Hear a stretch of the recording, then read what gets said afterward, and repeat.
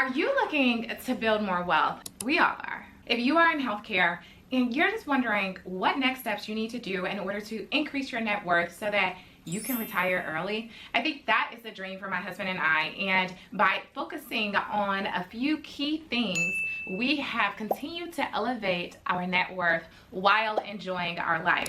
So if you want to learn how a two-physician household went from a negative multi-six-figure net worth to a positive multi-six-figure net worth, then stay tuned. Hello again and welcome to my channel. I am Dr. Brittany Helford, your internal medicine physician and your wealth coach. And on this channel, we talk about all things money because money should no longer be a taboo topic. And I teach women how to pay down debt, how to invest independently, and how to make strategic money moves so that they can have more money for joy and create wealth for themselves and their families. And today I'm going to be sharing some of our secrets of how my husband and I create wealth for our own family. So reflecting back, our financial journey didn't start when we started to make money. I mean, we were making no money and had a negative net worth. At the end of it, we paid off $350,000 in student loan debt. So glad that that phase is over. But how we did this is, first, we really started to understand our perception to everybody else, our financial perception to everyone else. And you know, they say first impressions matter, and that is also true for your finances. So I can acutely recall the discussion where we're sitting in my husband's apartment in Springfield, Illinois, and I'm like, hey, let's check our credit reports together. Because at that time, you know, we had already dated for a few months, and ladies, you kind of know, like, oh, this might be the one, and if it is, then I want this one to to have good credit. And so we started in medical school. We looked at our credit reports, and this is critical because you want to understand how others are perceiving you. Not that you will be relying on others for your finances, but we knew that whenever we decided to buy a house, we were less likely to be able to purchase that home in cash. So in order for us to get a loan, we needed to look like a responsible borrower to whichever bank we were asking for this loan. Now in this world of, there's like private debt equity, there are doc-to-doc lending, that your credit profile, depending on your occupation, may not matter as much. But we didn't have that awareness that these opportunities would be available to us. And so we were thinking from a traditional path, if we need a loan from a bank, then we understood that it required a good credit score.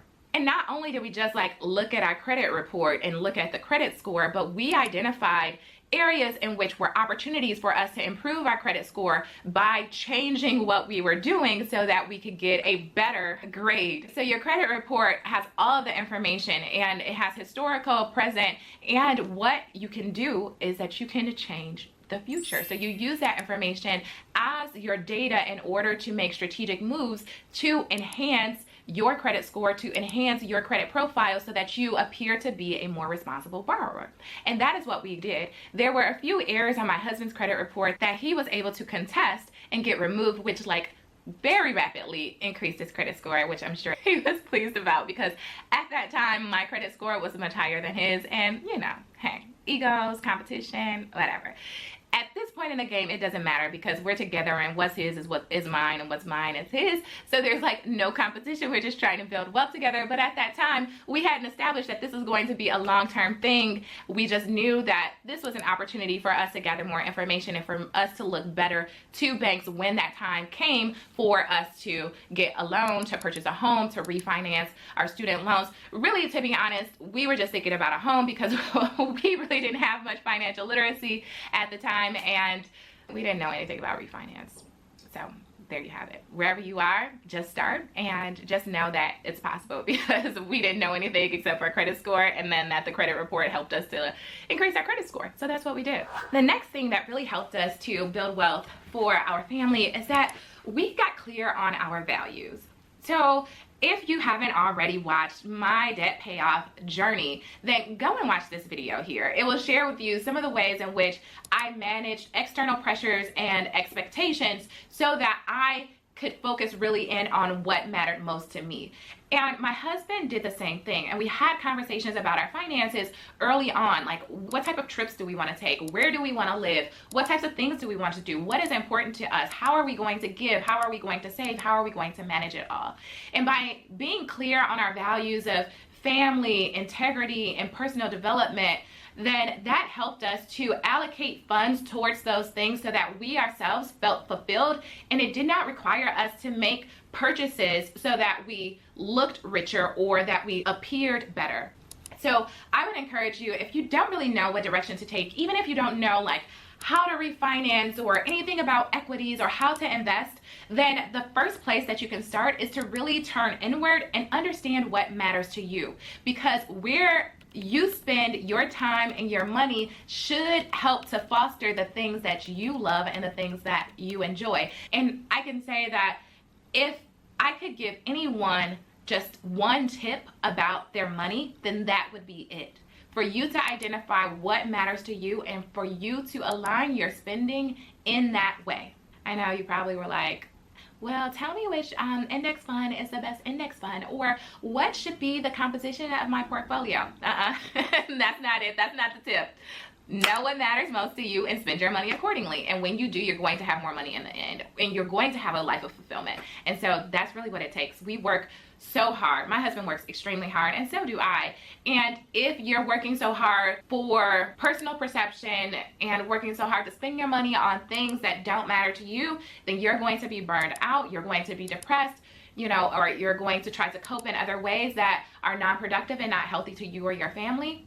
So the key is to focus on your own individual values. And when you fill up your cup, it's going to overflow in ways that you have never even imagined. And that is what we have seen in our lives. And I'm just so grateful that we were able to really understand that early on in our lives and to make the changes that were required so that our money followed those values. You may be asking yourself, well, Brittany, like, how did you align your values and your actions? And so I'm going to give you a few key things that we did. When we had our student loans, probably like many of you, I felt this added weight, this pressure, this anxiety about how can I afford to pay this off? How is this going to be affecting my financial profile and building wealth for our family? When we graduated from medical school, we acquired this in a lot of debt. We paid off a little bit during residency under the PSLF because we didn't know exactly which way we're going to take.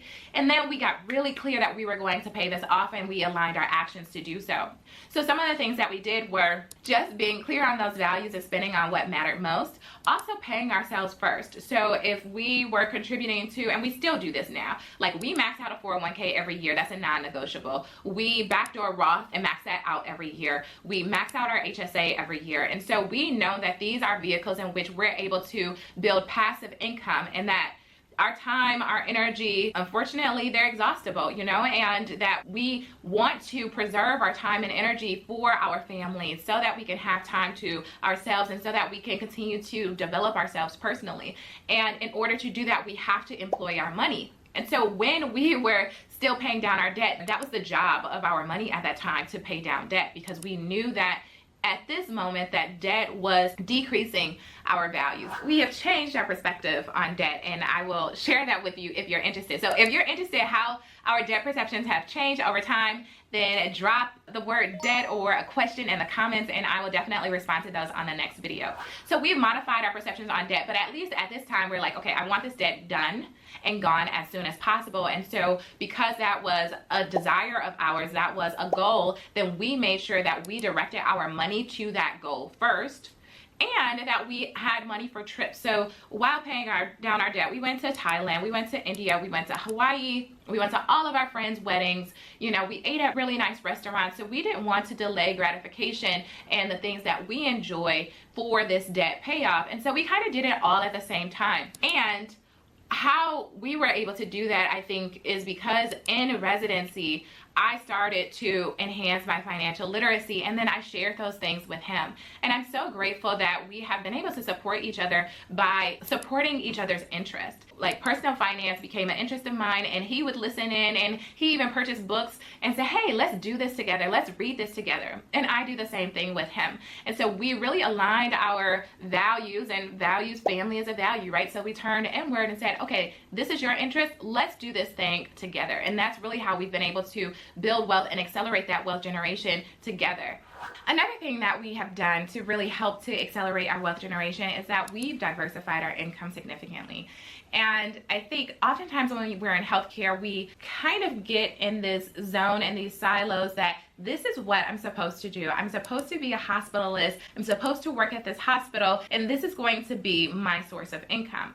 We invest in traditional methods like 401ks and Roth IRAs, but we don't think about other ways in which we can diversify our income.